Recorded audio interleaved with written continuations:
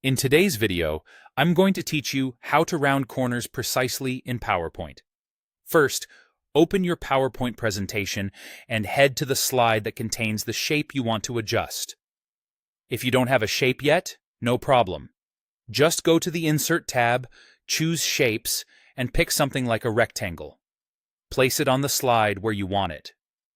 Once it's there, click the shape to select it so you can start customizing its appearance. When a rectangle or certain other shapes are selected, you'll see a small yellow diamond handle near one of the corners. That yellow handle is the corner roundness control. Click and drag it inward to increase the corner radius, or outward to make the corners more squared. This is a fast, visual way to get a look you like. As you drag, keep an eye on how the shape feels within your layout so the rounding looks balanced with your text, images, and other elements. If you want precise, repeatable results, especially important when you're matching multiple shapes, use the Formatting pane. Right-click the shape and choose Format Shape. A panel opens on the right side of your screen.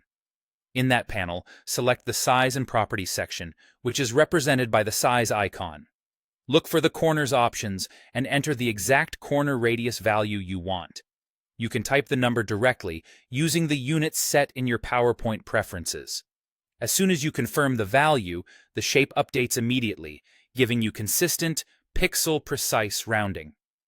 This approach is especially helpful when you're aligning several shapes on a slide or across a deck and you need them to share the same corner radius.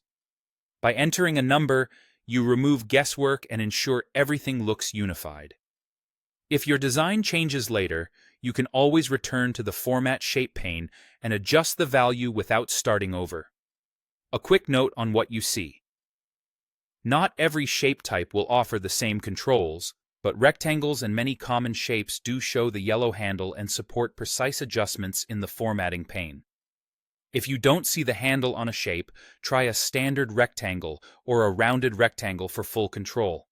Once you've set the value that fits your design, you're done. Your shape now has precisely rounded corners. That's all it takes to move from a rough draft to a polished professional look. Thanks for watching, and enjoy creating cleaner, more consistent slides.